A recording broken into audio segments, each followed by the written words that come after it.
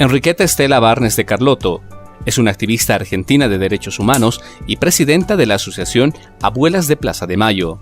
A finales de noviembre de 1977, Laura, una de sus hijas embarazada de 3 meses, fue secuestrada y conducida al centro clandestino de detención La Cacha en La Plata. En abril de 1978, Carlotto comenzó a participar en las actividades de las Abuelas de Plaza de Mayo. El 25 de agosto de ese año fue convocada por los militares y le fue entregado el cadáver de su hija. Fue uno de los pocos casos en el que el cuerpo de un desaparecido fue devuelto a sus familiares. Con esa preocupación se unió a la asociación Abuelas de Plaza de Mayo, organización de la que es presidenta desde 1989 hasta la actualidad, tiempo en el que se encontraron a 126 nietos. Dilma Vana da Silva Rousseff, conocida como Dilma Rousseff, es una economista y política brasileña que ocupó la presidencia de su país desde el 1 de enero de 2011 hasta el 31 de agosto del año 2016. Mientras estudiaba en el colegio secundario, tuvo lugar el golpe de Estado de 1964. Desde aquel momento, comenzó a militar en el movimiento de resistencia contra la dictadura militar. En 1964, siendo estudiante de secundaria, comenzó a militar políticamente en la Organización Revolucionaria Marxista Política Obrera. Más adelante formó parte de la organización guerrillera Colina, reorganizada más adelante como Bar Palmares, que fue uno de los grupos armados más grandes contra el régimen militar. Detenida en 1970, un tribunal militar la torturó y luego condenó, permaneciendo presa durante 3 años. Dilma inició su actuación política en el Partido Democrático Laborista, PDT. En 2001, ingresó al Partido de los Trabajadores, PT, encabezado a nivel nacional por Lula da Silva. Fue la primera mujer en asumir el cargo de máximo dirigente político de Brasil. Álvaro García Linera formó parte de la fundación del Ejército Guerrillero Tupac Katari, EGTK, cuyo objetivo fue apoyar a la insurgencia indígena. El 10 de abril de 1992, los servicios secretos del Estado boliviano detienen a Álvaro García, quien es sometido a tortura durante varios días antes de presentarlo ante el Ministerio Público. En 1997, por no haber alcanzado su juicio una sentencia, Álvaro García es liberado y tiene como principal objetivo reorganizarse. En 2005, Evo Morales lo invitó a presentarse junto a él como candidato a la vicepresidencia en las elecciones generales. Se estableció también el reto más importante de la vida de Álvaro García, que tiene el deber de apoyar con su vida, si fuera necesario, al primer presidente indígena de la historia boliviana. José Alberto Mujica Cordano, conocido como Pepe Mujica, es un político uruguayo. Fue el 40º presidente de la República de Uruguay. En el año 1964, integró el Movimiento de Liberación Nacional Tupamaros, con el que participó en operativos guerrilleros, al tiempo en el que trabajaba en su chacra, hasta que, requerido por la policía, pasó a la clandestinidad. En enfrentamientos armados, fue herido de 6 balazos, fue apresado 4 veces y en 2 oportunidades fugó de la cárcel Punta Carretas. En total, Mujica pasó casi 15 años de su vida en prisión. Algunos años después de la apertura democrática, creó con otros referentes del Movimiento de Liberación Nacional y otros partidos de izquierda el Movimiento de Participación Popular MPP, dentro del Frente Amplio. El 29 de noviembre del 2009, Mujica fue electo presidente con un porcentaje superior al 52%. Quiero, antes de comenzar y agradecerles en nombre de Claxo y de Alas la presencia de todas y de todos ustedes, decir algunas cosas que desde Claxo son muy, pero muy importantes. La izquierda es el movimiento, las organizaciones, la marcha cotidiana y compleja en la construcción de la justicia, y quién mejor en América Latina que la expresión de la lucha por la justicia que las Abuelas de Plaza de Mayo.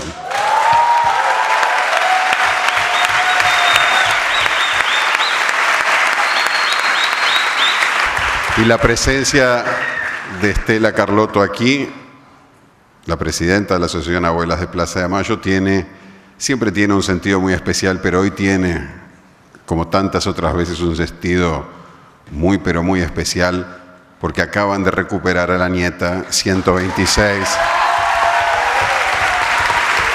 Y Claxo preparó un pequeño homenaje para las abuelas, para los 126 nietos y nietas recuperadas, que es la entrega de 126 flores a cada uno de ustedes.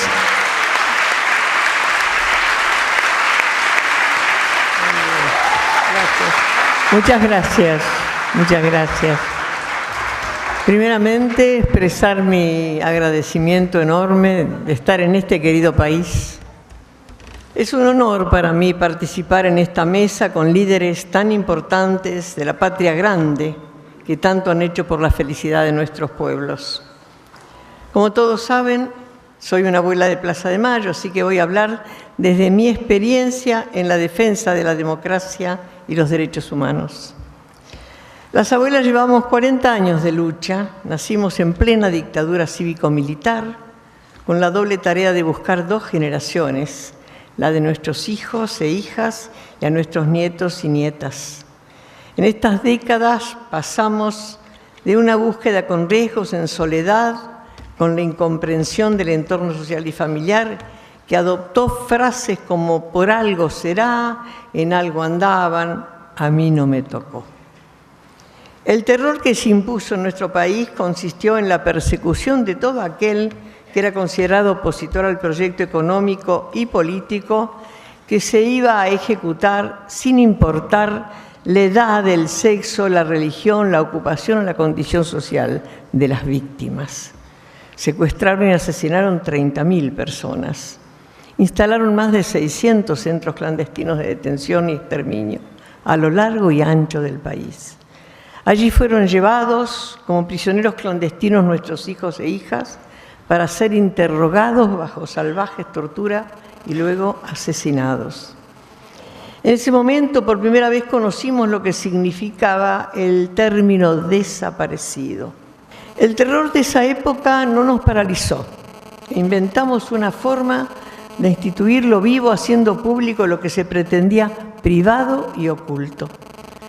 Buscamos 500 niños, hoy ya jóvenes adultos, y a pesar de que aquellos que los apropiaron se empeñaron en borrar sus huellas mediante la mentira, pudimos ubicar hasta el día de hoy, como se dijo, 126 de ellos. Pero nuestro pueblo se levantó una vez más. Hubo movilizaciones masivas en las plazas de todo el país. El Congreso Nacional, en menos de una semana y con unanimidad, sancionó una ley para que ese fallo de la Corte se revierta. Hace días se dictó una condena ejemplar a los represores de la ESMA, uno de los centros clandestinos. Uno de los centros clandestinos de detención más emblemáticos. Todo esto nos demuestra que el movimiento de derechos humanos sigue fuerte, activo y unido para defender lo conquistado y avanzar sobre lo pendiente. Y creo que ese es el principal desafío en estos tiempos de crisis. Unirnos, juntarnos, organizarnos. Esa unidad es la que nos permitió llegar hasta acá y la que nos permite impedir retrocesos. El 1 de agosto, la Gendarmería Nacional reprimió salvajemente a la comunidad mapuche en el sur de nuestro país. Después de ese día no se supo nada de un joven, Santiago Maldonado, cuyo único delito, entre comillas, fue ser solidario, hasta que su cuerpo inerte fue encontrado en un río helado. Aún no sabemos qué pasó con él y cómo murió. Hace apenas 2 semanas, otro joven fue asesinado en el contexto de la represión a la comunidad mapuche, esta vez bajo las balas de la prefectura. El gobierno nacional no promueve la investigación y sanciona a los responsables. Los apaña y culpa a las víctimas. Quizá lo más preocupante de todo sea la sumisión del Poder Judicial. Cuando nuestros derechos son avasallados, es en la única justicia donde tenemos que encontrar protección. Aprendimos en esta larga lucha que la solidaridad internacional y los organismos de derechos humanos, como la Comisión Interamericana de Derechos Humanos o los organismos de Naciones Unidas, son fundamentales para que nuestras denuncias sean conocidas en el mundo y se emitan sanciones al país que viola los tratados. Momentos como este nos muestran cuán importante es tener organizaciones de derechos humanos fuertes, la OEA, las Naciones Unidas, que sean prestigiosas, independientes de los estados, que cuenten con recursos, que su función principal sea protegernos. En vez de debilitar esos organismos, deberíamos dotarlos de más herramientas y, en todo caso, generar mecanismos de defensa para que no sean cooptados. Como ya dije, este año las abuelas de Plaza de Mayo cumplimos 40 años de existencia, 40 años de incansable búsqueda, y como familiar de una detenida desaparecida, pero con la suerte, si es correcto usar este término, de haber recibido el cuerpo de mi hija luego de que la asesinaran, puedo decir que es imposible hacer el duelo de ese ser querido si no está, sin saber qué pasó con él. Hoy, gracias al equipo argentino de antropología forense, centenares de desaparecidos durante el terrorismo de Estado que habían sido enterrados como NN fueron identificados y restituidos los restos a su familia. Lamentablemente hoy, en este día que nos invita a estar aquí reunidos reflexionando, quiero y es mi obligación, como referente mundial de un organismo de defensa de los derechos humanos, mencionar que las desapariciones forzadas siguen tan vigentes como antes de la implementación de la Convención. Quiero volver a remarcar lo que me parece esencial. Las abuelas aprendimos a no bajar los brazos, a ser perseverantes siempre, luchando pacíficamente. Y lo más importante que aprendimos es a unirnos, a organizarnos. Nunca hubiéramos encontrado ni a un solo de nuestros nietos si nos quedábamos en nuestras casas o si los buscábamos en soledad. Nuestra lucha siempre fue colectiva, nunca fue individual. Y ese es el mensaje que quiero dejar acá. Vivimos momentos difíciles en América Latina, pero pasamos antes por peores momentos, por las más feroces dictaduras, por la impunidad, y pudimos sobreponernos. Estoy segura que si mantenemos la esperanza, la perseverancia y nos unimos, volverán tiempos mejores. Muchas gracias.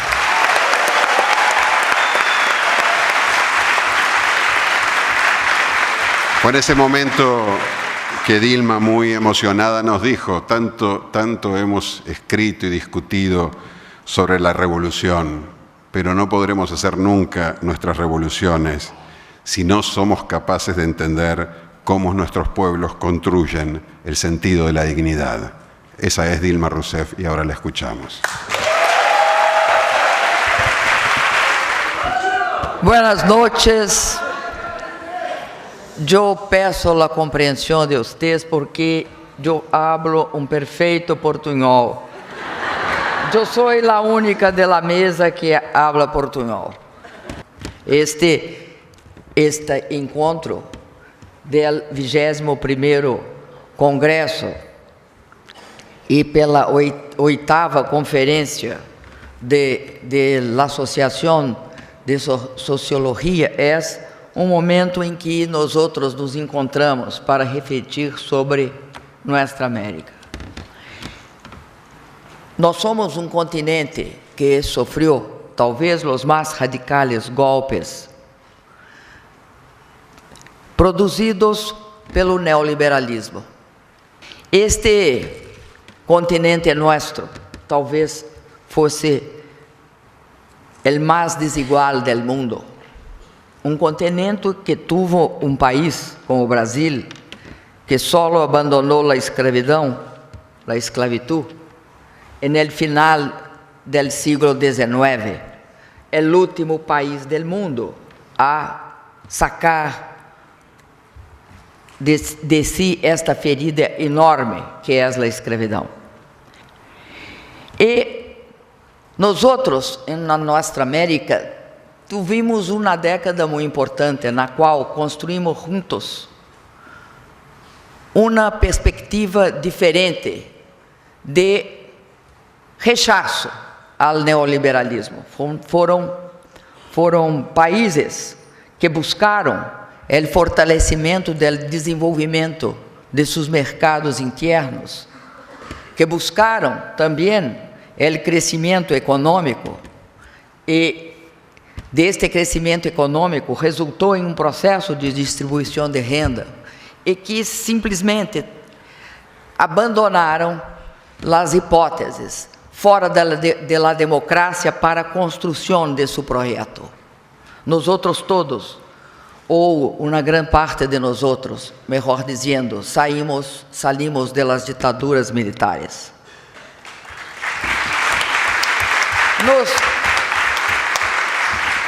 O Brasil tinha uma situação bastante especial no quadro da destruição de los espaços,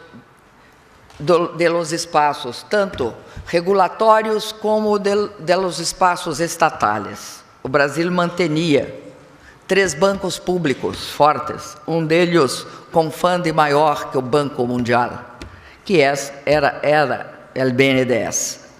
Tinha mantido intactas suas estruturas, suas empresas, e tinha Estado com condições de intervir fortemente na realidade para produzir crescimento econômico e redução da desigualdade. Passamos da 13ª economia do mundo para a 5ª em 13 anos, 14 anos. Acumulamos 380 bilhões de dólares de reservas, que ainda estão lá. Eles não gastaram ainda. E conseguimos um processo de distribuição de renda muito importante e iniciamos um processo de distribuição de riqueza, garantindo o acesso à educação, a melhoria da previdência, terras e casas para a população mais pobre do país.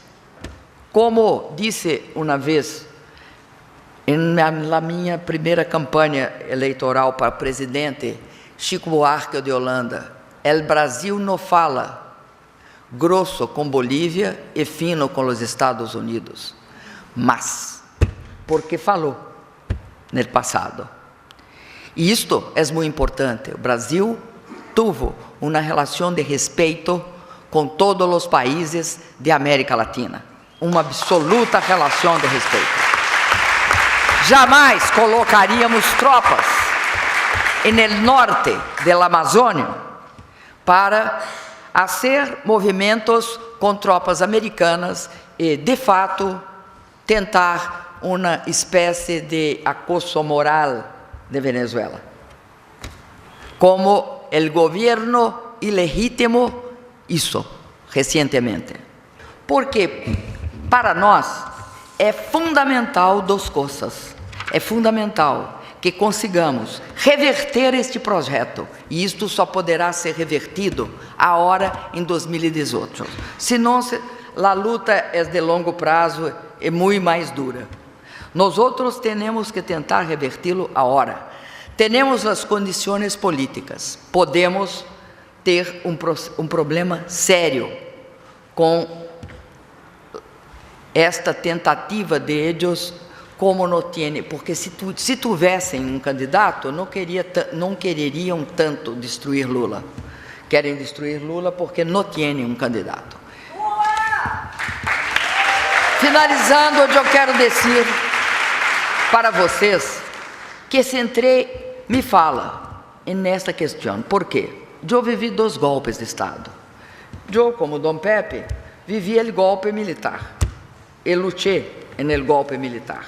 Sim, que é uma luta completamente diferente desta. Nós outros lutamos e não percebíamos nenhum espaço. O que tiraram de nossa geração foi a esperança que a democracia que a democracia era um caminho passível para a transformação de nossos países. La minha geração em Brasil não tinha essa esperança. A minha geração viu um golpe de Estado e viu que não tinha o quê? Não tinha as condições para transformar. Recorremos a todos os métodos, inclusive a luta armada. E também percebemos que não fomos a lugar nenhum, por vários motivos que não cabe acá discutir. O Estado, o governo e a política em Brasil passa a ser o quê? Passa a ser absolutamente irrelevante na vida da gente. Absolutamente irrelevante. E mais, fecham todas as portas de participação social. Nós outros tínhamos conferências que envolviam do município ao Estado e à Federação, conferências de saúde, conferências das mulheres, conferências de los negros, conferências de todas as partes da população, por a questão fundamental de que a democracia participativa não é só uma ficção, ou se cria as condições de democracia participativa, ou não tem um aprofundamento da democracia. E daí sabemos o seguinte: a democracia, para nós, é o lado certo da história. Sempre que estivemos com a democracia, ganhamos. Sempre que aprofundamos a democracia, ganhamos. Sempre que radicalizamos a democracia, ganhamos. Agora, nós estamos em um momento que vamos resistir. Lula vai ser candidato a presidente da República.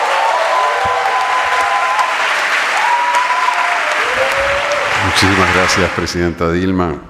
En primer lugar, voy a presentar, si es que es posible presentar a alguno de ellos, a Álvaro García Linera, que además de ser el vicepresidente del Estado Plurinacional de Bolivia, es sin lugar a dudas uno de los grandes intelectuales que nos ha iluminado, nos ha ayudado a pensar, a imaginar, a entender la realidad latinoamericana contemporánea. Álvaro García Linera acompaña al presidente Evo Morales en este importantísimo, histórico, revolucionario proceso de transformación social, política y cultural que vive el Estado Plurinacional de Bolivia. Es uno de los grandes responsables de este cambio y es, además de todo, sin lugar a dudas, uno de los grandes intelectuales contemporáneos de la humanidad. Así que lo escucharemos a Álvaro para pensar el futuro de la izquierda en América Latina.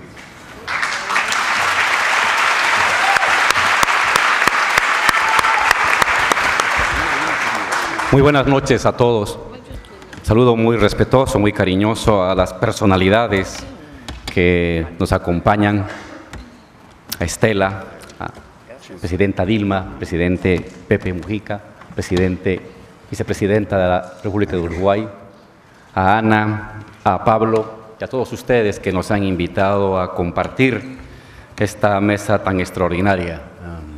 Para mí es un honor estar al lado de semejantes personalidades y un honor compartir con todos los sociólogos que se han reunido en Uruguay en Alas, más de 6.000 me dicen, para debatir, de 5.000, para debatir los temas que corresponden a las ciencias sociales. Voy a aprovechar mis minutos para intentar precisar algunos puntos de cómo evalúo el rol de la izquierda y los retos que tiene la izquierda latinoamericana hacia futuro. Cuando a uno le preguntan qué es lo que ha hecho la izquierda en América Latina en la última década, tenemos cosas de las que sentirse orgullosos. La izquierda en la última década ha dejado de ser una izquierda testimonial, como lo fue antes, ha dejado de ser una izquierda intelectual, como lo fue antes, ha dejado de ser una izquierda sacrificada en el sentido de la heroicidad fallida que caracterizó los procesos en los años 60, 70 y 80. El siglo XXI, América Latina ha estado marcado por la presencia de gobiernos progresistas revolucionarios en el continente. ¿Y qué es lo que puede mostrar como credencial de su presencia?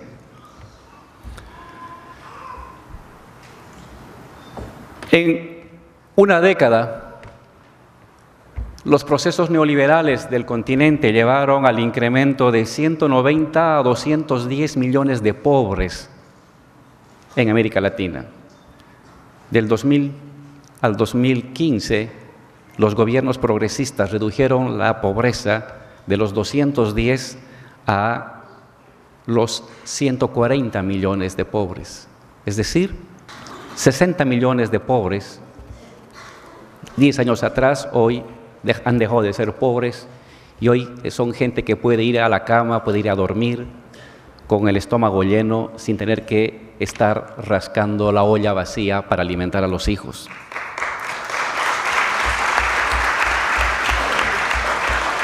Cuando uno compara el resultado de las políticas de las izquierdas progresistas en el continente, hay un crecimiento notable de la clase media en todos nuestros países, una reducción sustancial de la pobreza y de la extrema pobreza.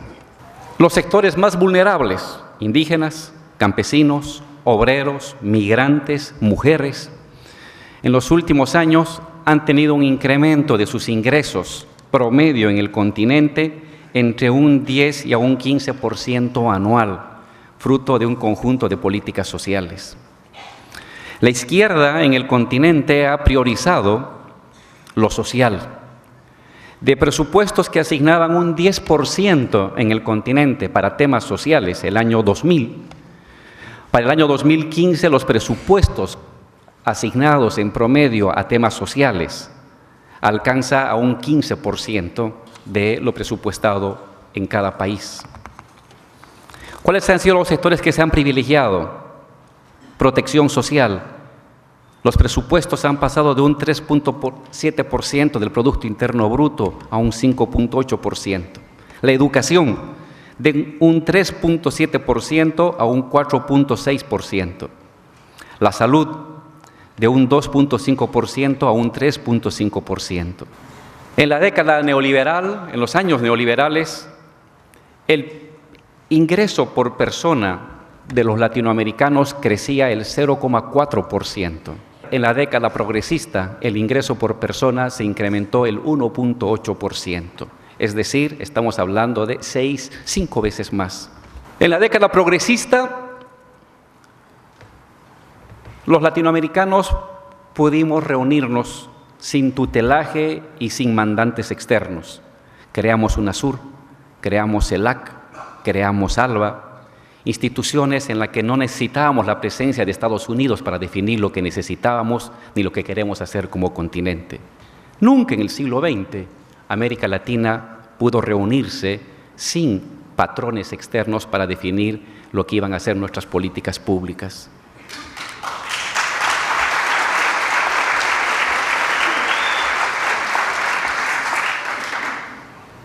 En esta década, los procesos de sindicalización y de incremento de los beneficios sociales de las personas se han incrementado.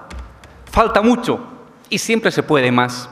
Sin embargo, ha sido una época del florecimiento de estructuras sindicales urbanas y rurales, un incremento del reconocimiento de los derechos sociales de los trabajadores. Internamente ha habido un proceso de ampliación democrática. No solamente votar en elecciones, sino que también participar en decisiones en asamblea, en movilizaciones, en presencia callejera para definir el destino. De alguna manera, la izquierda latinoamericana ha introducido el debate de cómo se puede profundizar la democracia. No solamente la democracia como un hecho electoral repetido cada 4 o 5 años para elegir presidentes o diputados, sino la democracia entendida como involucramiento y como responsabilidad de la gente en los asuntos colectivos, en los asuntos comunes. América Latina en esta década ha puesto a debate la relación entre movimiento social y Estado, Estado como monopolio, movimiento social como democratización de decisiones. En la última década se ha superado el viejo debate de cómo se toma el poder, democracia o lucha armada. La última década ha mostrado de que la democracia entendida como participación de la gente en la toma de decisiones es la forma por excelencia en la que los sectores populares pueden acceder a la transformación y a la participación en los asuntos colectivos de cada país, de cada nación. Esta década también ha estado marcada por un debate que no se lo conocía anteriormente. Se satisfacen necesidades básicas, se protege la naturaleza. En la dimensión ecológica del debate de las izquierdas ha sido enriquecido, de alguna manera, con medidas acertadas, a veces con medidas incorrectas, en el bagaje de lo que son las transformaciones de la sociedad. Estado, movimiento social, democracia, hegemonía, toma del poder, construcción del poder, partido, son un conjunto de temáticas que han emergido a partir de la presencia de los gobiernos progresistas en esta última década. Sin embargo, también la izquierda, todos hemos cometido errores, y un buen izquierdista no puede dejar de asumir con suficiente capacidad autocrítica los errores que ha cometido. Hay grandes logros de los cuales sentirse orgullosos, pero también hay errores de los cuales rápidamente tenemos que sabernos recuperar para seguir andando. Una de las primeras enseñanzas que hemos tenido que asumir es de que cuando uno es oposición, lo más importante es la idea, la esperanza, el proyecto movilizador que cautiva espíritus, que cautiva cerebros, que cautiva los corazones. Cuando uno es gobierno, la esperanza sigue siendo un elemento importante que tiene que ser administrado por el gobierno. Sin embargo, no es suficiente. La economía es una tarea que se coloca en el puesto de mando.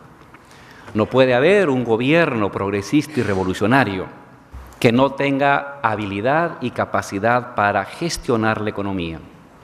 Entendiendo la gestión de la economía no como un buen desempeño en la administración de los recursos, entendiendo la economía como un mecanismo para satisfacer necesidades, como un mecanismo para generar bienestar, especialmente en los más humildes, en los más pobres, en la gente más necesitada. Pero uno tiene que destacarse en la economía. Si la economía falla, la política falla. Si la economía va bien, la política puede ir bien.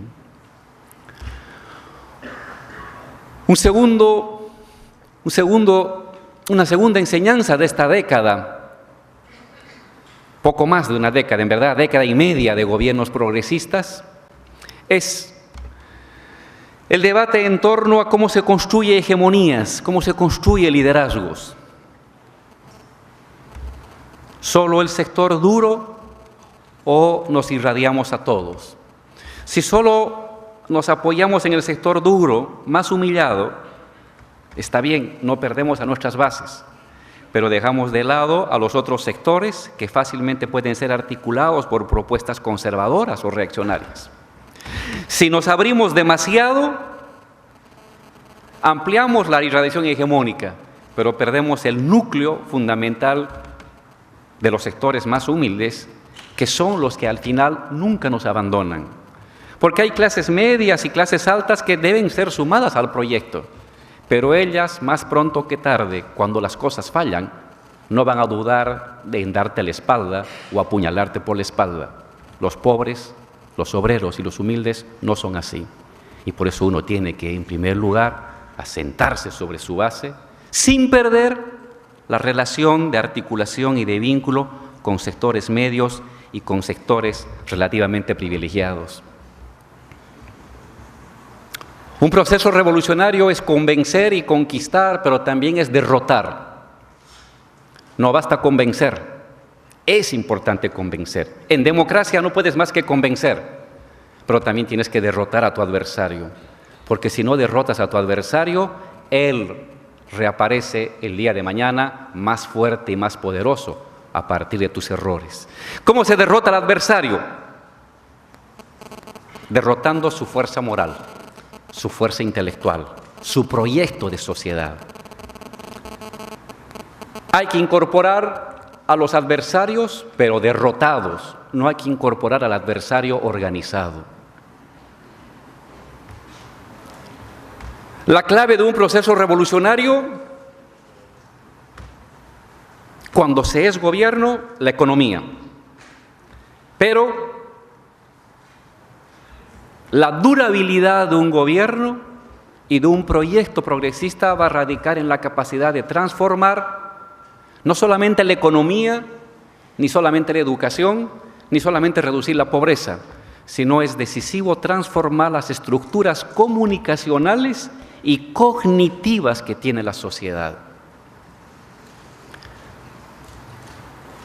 Si en democracia la izquierda triunfa y gana gramscianamente, si en democracia la izquierda se consolida derrotando al adversario, dispersándolo leninistamente, en democracia una revolución tiene que consolidarse weberianamente.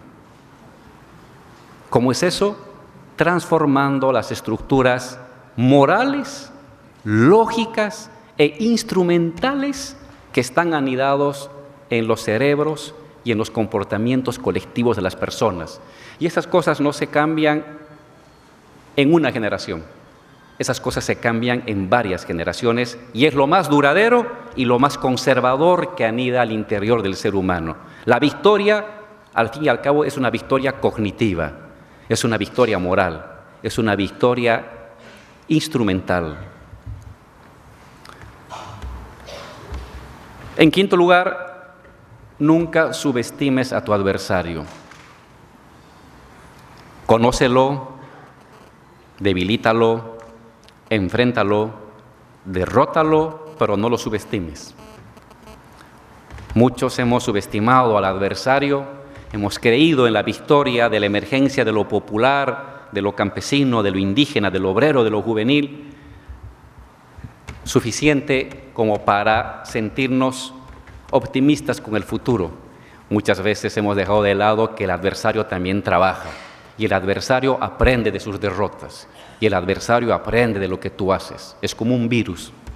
Nunca subestimes al adversario. En sexto lugar, el debate de cómo se da continuidad a los procesos. Por lo general, la izquierda emerge en los gobiernos en un momento de vaciamiento ideológico y de crisis social estatal. Esto permite que la izquierda pueda irrumpir para convertirse en gobierno. Si gestiona bien la economía, si logra transformar las estructuras comunicacionales, si se esfuerza por modificar estructuras cognitivas y hace buenas alianzas hegemónicas, flexibles, habrá de mantenerse en el gobierno.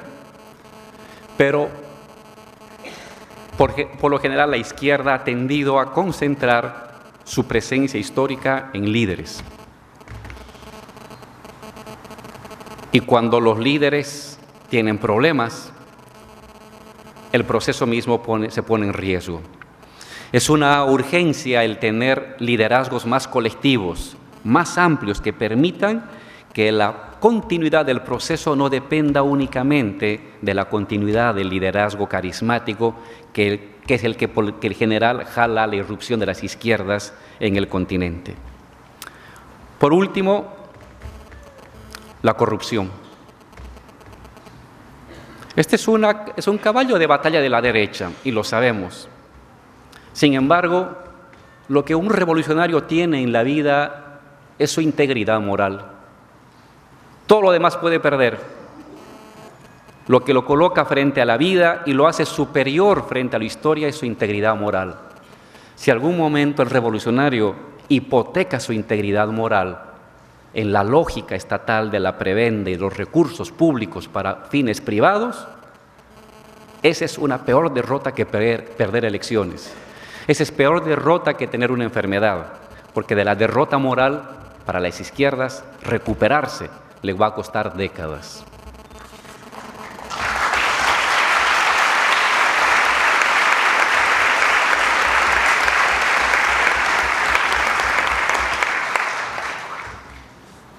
Hoy no es un buen momento para la izquierda, y hay que decirlo de frente. No es un buen momento. Hace un rato evaluábamos con la presidenta Dilma, con el presidente Mujica. UNASUR ya no funciona, CELAC está muy debilitado, el ALBA tiene problemas. Hace 5 años esas eran estructuras brillantes que articulaban el continente, hoy no. Hemos retrocedido en Brasil, hemos retrocedido en Argentina, tenemos problemas en el Ecuador, tenemos problemas en Venezuela, hay solidez en Nicaragua, hay solidez en Bolivia, pero las cosas no son como hace 5 años. Y uno no puede esconder ni ocultar esta realidad. Sin embargo, no es cierto que se ha acabado el ciclo progresista. Si fuera así cierto, ¿para qué estamos reunidos? ¿Para qué debatimos? Si fuera un tema de ciclo determinista, predestinado a cerrarse, la voluntad humana ya no tendría entonces sentido. La actividad política ya no tendría sentido, porque el ciclo ya está cerrado. No hay ciclos, lo que hay son oleadas que van y vienen. Oleadas que empujan a la sociedad a ciertas conquistas, retrocesos y nuevas oleadas hasta alcanzar nuevos objetivos. Una prueba de ello es lo que está pasando hoy en Chile, lo que está pasando hoy en el Perú. Mientras que en otros países hemos tenido problemas, algo impensable en Chile, la ruptura del bipartidismo que había caracterizado la postdictadura se ha roto.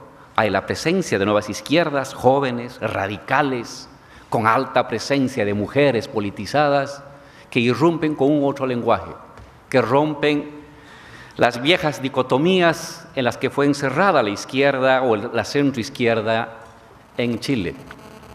20% no es poco.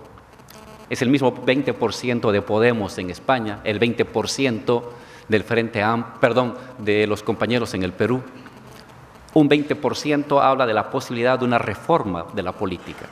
¿Cómo usar ese 20%? Dependerá de ellos. Ese 20% puede convertirse en 1% si se comete errores. Ese 20% puede convertirse en 50% si se sabe aliar, establecer alianzas, establecer políticas, establecer propuestas, recoger enseñanzas que nos permitan ir más allá de ese 20%. Entonces el continente es un continente que no tiene un solo ritmo, es un continente que se mueve a varias velocidades. En algunos países hay retrocesos, en otros hay avances, pero en conjunto nos hablan de un continente que está despierto, que está vivo. Y lo mejor hacia futuro es que la izquierda hoy puede presentar la credencial de lo que ha hecho. La izquierda es la justicia, la izquierda es la igualdad. Esas son nuestras banderas y mejoramos la condición de vida de los pobres, mejoramos la condición de vida de las mujeres y de los jóvenes, mejoramos la condición de vida de millones de personas que han pasado a los sectores de clase media. Logramos justicia, logramos igualdad. No fue suficiente, sí, pero la bandera de la justicia y la igualdad es nuestra bandera. Ellos van a poder levantar banderas, otro tipo de banderas, pero nunca los de la justicia ni nunca los de la igualdad. La izquierda hacia futuro en América Latina tiene que volver a levantar esas banderas, recogiendo los errores, admitiendo las debilidades, pero colocando en primer lugar la lucha por la justicia, la lucha por la democracia, la lucha por la igualdad, la lucha contra la corrupción y la lucha por una relación metabólica y dialógica entre ser humano y naturaleza. Ese es el programa de la izquierda para el siglo XXI. No es suficiente mencionar los objetivos. Se requiere comportamientos, se requiere gestos, se requiere lenguajes. La política es mitad imagen, mitad idea, mitad esperanza y mitad materia. ¿Cómo se formula esos proyectos de justicia, de igualdad, de esperanza, de distribución? Va a depender de lo que vaya a hacer la izquierda hacia adelante. En otras palabras, ¿Qué nos queda a futuro? Luchar. Siempre hemos luchado. A la izquierda nunca le ha caído nada del cielo. La historia de la izquierda está marcada por persecución, cárcel, muerte, tortura, lucha, fracasos, volver a levantarse, fracasos, volver a levantarse. Si no fuéramos izquierda, ¿qué tenemos adelante? Lo mismo, pelear, luchar, unirse, aprender de los errores, recoger lo mejor de lo que hicimos la última década, mejorar lo que han hecho los otros. Pero mientras haya injusticia y mientras haya desigualdad en el continente, la izquierda tiene porvenir. Y hoy, hacia futuro, desde mi punto de vista, la izquierda en América Latina tiene aún muchísimo porvenir. Muchísimas gracias. Una vez el presidente Lula le preguntó a Pepe Mujica: Pepe, ¿por qué fuiste preso? Y Pepe le respondió con su gran sabiduría: porque no corrí más rápido. Gracias. Gracias, Pepe Mujica, por enseñarnos tantas cosas, entre otras, a correr cada vez más y más rápido. Escuchemos a Pepe Mujica. Queridos, muchas gracias por la invitación. Si fuera joven, capaz que me creo todo esto. Pero no soy otra cosa que un viejo porfiado. Y de tan porfiado y de tantos años, alguna cosa me han prestado. Pero esto es un encuentro, la culminación de un encuentro de gente que piensa en sociología. No puedo separar la visión que tengo de hoy de América Latina de la contemplación de la historia del Homo sapiens arriba de la Tierra. Esto es una etapa, una pequeña etapa. ¿Y qué veo?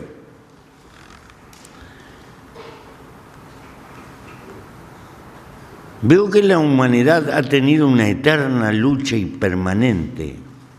Antiguamente decíamos reflujo. El compañero hablaba de oleadas. El término izquierda y derecha son muy contemporáneos de la Revolución Francesa, pero no inventamos eso. No lo inventó la Revolución Francesa. Es parte de la condición humana, ese duelo de la historia cuasi permanente. Defino la civilización como la solidaridad intergeneracional y la cosa más importante que recibimos cuando nacemos, la herencia de la construcción de nuestros antepasados que en alguna medida recibimos.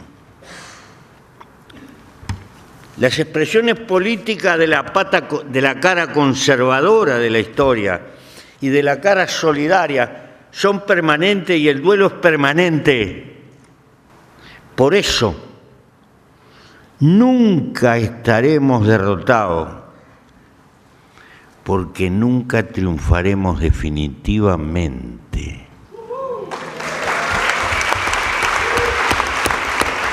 Tampoco. ¿Qué quiero decir? Desde el punto de vista, ¿qué es la izquierda? Es la lucha por la igualdad. Si algo de lo que estoy diciendo tiene relativo asidero, y todo es discutible, pero este es un taller de pensamiento, no de manija. ¿Por qué? Porque un sistema termina creando una cultura. Y la cultura no es la que enseñan los profesores, los maestros, la academia, la escuela con la mejor intención, sino la tácita cultura subliminal que mueve las conductas de las inmensas masas en su diario vivir. Y eso no es una construcción de conocimiento positivo, es una construcción de intención subliminal a través de una sociedad de marketing que establece gobierno sobre nuestra conducta, porque esa cultura es funcional a la acumulación. Necesita imperiosamente. El verdadero dominio no está por tener ejército, por firmar tratados. El verdadero dominio está dentro de nosotros, en una cultura subliminal que ha construido un sistema para que le sea funcional a él. ¿Y cuál fue el error que digo de mi generación? Ingenuo. No apelamos a la construcción de una cultura distinta. Nos quedamos consumiendo la misma cultura. Este tipo, alguna vez fui joven, Lomonosov, caigo de Occidente con unas camisas Porex, que eran de nylon, habían aparecido. Una cosa insoportable, pero eran novedosas. Y los pobres estudiantes soviéticos no habían visto esas camisas y estaban como impactados, me la querían comprar de cualquier manera y no se daban cuenta de lo que tenían. Una humilde pieza con una buena radio para estudiar una carrera, etcétera, etcétera, con mucha humildad, pero era un logro. Estoy hablando de 1960, por favor. Recién se había muerto Stalin, estaba Nikita Khrushchev. Lo viví. Y se comparaba el progreso. El progreso era cuántas toneladas de acero, cuántas toneladas comparado con Occidente, y eso equivalía a que íbamos a crear socialismo. Nos comimos el verso. No hay ninguna construcción material si no está acompañada por una construcción cultural. Porque en definitiva hay que pelear por el desarrollo económico y hay que utilizar la ciencia y la tecnología y democratizar el reparto. Sí, pero hay algo más. La izquierda tiene que incorporar la lucha por la felicidad humana, no solo por el desarrollo. ¿Por qué?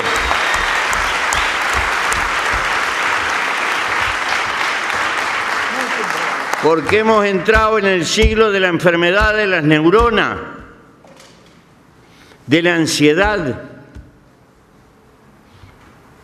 Queda atrás la historia de las bacterias y de los virus.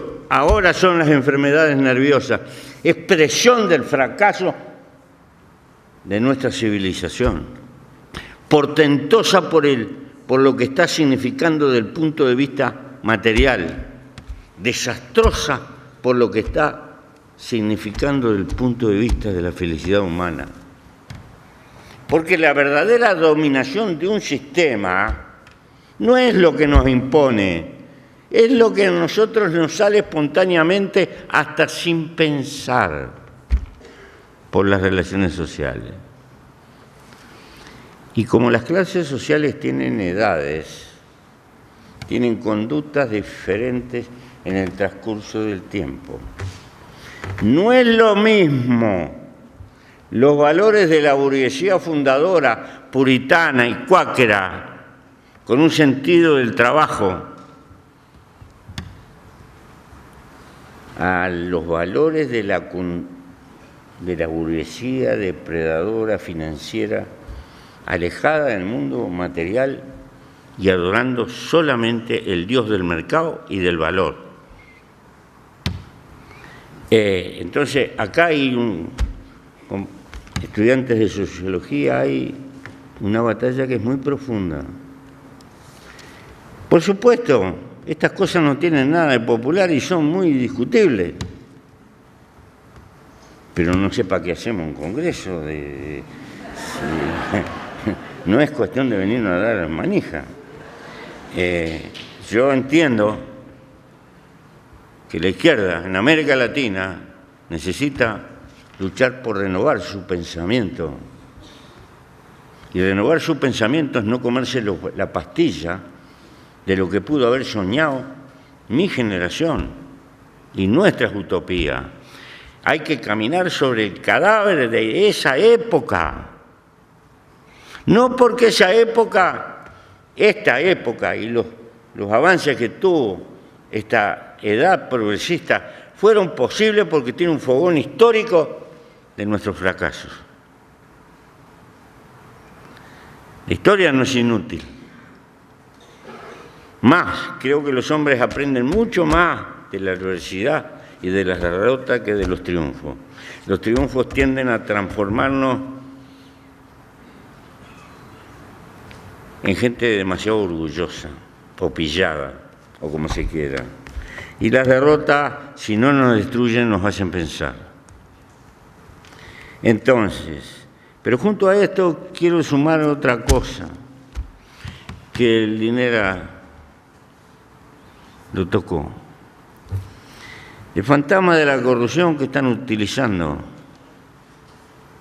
Vivimos en una sopa de corrupción. Las sociedades capitalistas no pueden ser otra cosa que íncitamente corruptas. Empiezan por la apropiación en masa de la plusvalía de quienes trabajan. ¿Qué te parece?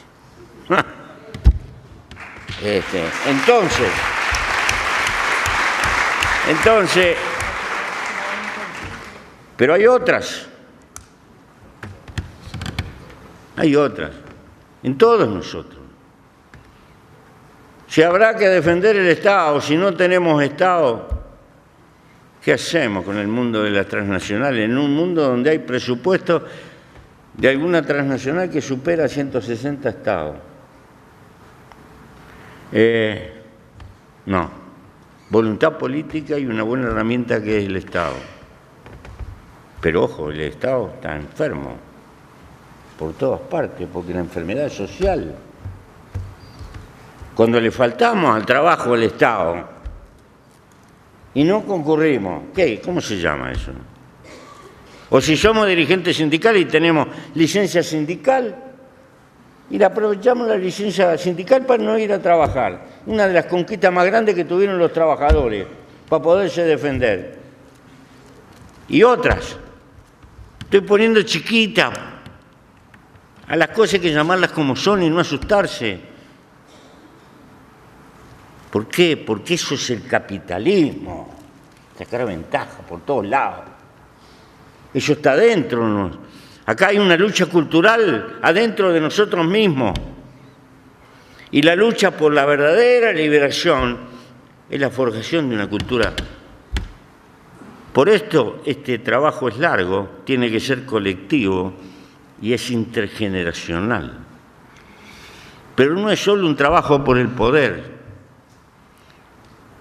Es el trabajo por el progreso de la civilización humana. La cara progresista de la historia lucha por acrecentar el caudal de la civilización humana. Y va a ser así eternamente. Poco más, poco menos. Va a ser, porque es inevitable, porque expresa nuestras tensiones humanas. Por todo esto, yo concuerdo con algunas cosas centrales que se dijeron acá. Una afirmación de la política. La política no es una profesión. La política es una necesidad cuasi biológica de los seres humanos, porque viven en sociedad. Y si son individuos, y más cuando tienen clases sociales, intereses antagónicos, para que exista sociedad hay que saber que va a haber conflicto. Y si va a haber conflicto, alguien tiene que luchar por mediatizar esos conflictos, porque lo esencial es que viva la sociedad. Ese es el papel de la política, que permite tropear la conciencia de la gente a una escala que nunca ha visto el hombre. Y eso no lo ha logrado ninguna dictadura en el mundo, y lo puede lograr la plutocracia. Y va a depender mucho de la buena intención que pueda tener la cosa más importante que se está formando hoy.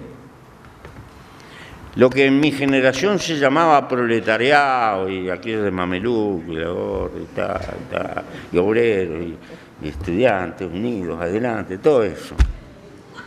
Eso se va al carajo. Pero no se va al trabajo. Las propias necesidades económicas obligan a masificar la formación terciaria, no por bondad. Y vamos a asistir que los trabajadores del futuro, en el corto plazo, más importante, que dejan más plusvalía, son los que están entrando hoy a las universidades. Y de la postura que asuman esos sectores, son lo más importante desde el punto de vista activo de las sociedades que vienen. Más claro, lo que llamábamos la lucha en el seno del movimiento obrero, es en la formación de la muchachada universitaria del mundo de hoy. Pero estamos en América Latina. No nos olvidemos, el continente más injusto. Y este es otro reto que tiene para el futuro de la izquierda. Con esta querida amiga y otros gobernantes de América que se fueron, el más romántico Chávez.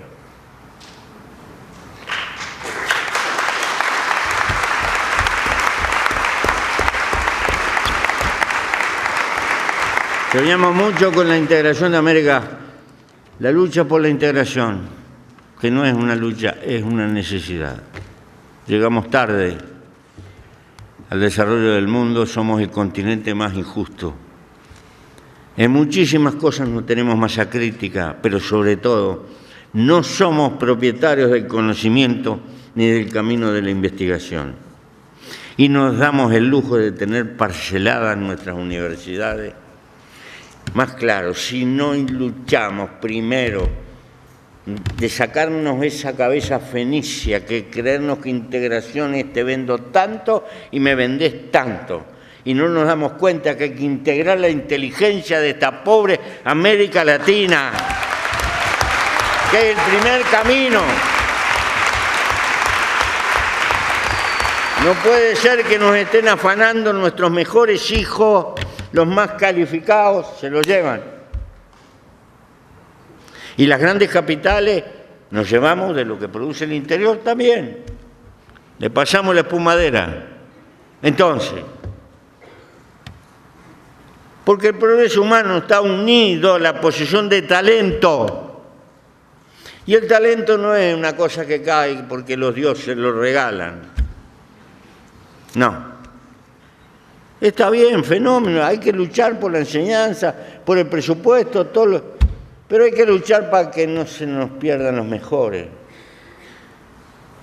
Y no puede ser que seamos tan reaccionarios que un ingeniero chileno no puede venir a trabajar al Uruguay, o un médico uruguayo no puede ir a trabajar a Brasil, y tiene un lío con el papeleo que esto es un maestro. ¿Cuándo le abremos la tranquera a las profesiones de los latinoamericanos en la patria común, por lo menos? Y es la izquierda que tiene que levantar esas banderas. ¿Qué vamos a esperar? ¿Que lo levante el capitalismo? De ahí que la conducta, el compañerismo, la actitud de relaciones, no podemos ser perfectos, tenemos todos los defectos que tiene la humanidad y mucho más los que nos da la lucha. Pero tenemos que tener una lucha dentro de nosotros por ser mejores, por luchar algo. No vamos a jamás crear un mundo mejor si no luchamos por ser mejores nosotros mismos. La izquierda no puede estar de espalda a estas cosas. Porque la izquierda no lucha por la acumulación, lucha por el hombre, lucha por la humanidad. lucha por una civilización mejor. No vamos a hacer cosas grandes si no agrandamos la mirada. Gracias.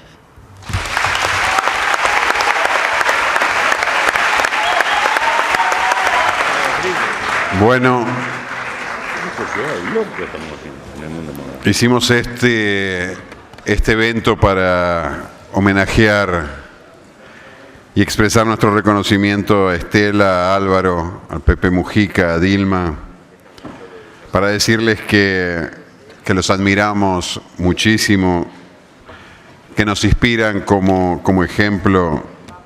Para concluir y cerrar ya esta noche, quería, en la persona de Ana Laura Riguar, agradecerle a todo el equipo de ALAS, felicitarla, Ana, por el inicio de esta presidencia al frente de ALAS, agradecerle a todo el equipo de la Universidad de la República que nos atendió espectacularmente a lo largo de estos días, y decir que hay para muchos de nosotros algo bastante especial en este inmenso país que es Uruguay, un país que tiene una población menor a un barrio de San Pablo y que le ha dado a América Latina algunos de los mejores escritores, algunos de los mejores artistas, algunos de los mejores músicos, de los mejores sociólogos. Y también algunos de los mejores dirigentes de izquierda que han habido, como Pepe y como Lucía. Así que muchas gracias, Universidad de la República, muchas gracias, ALAS. Nos vemos en Buenos Aires en noviembre en la conferencia de Claxo. Gracias.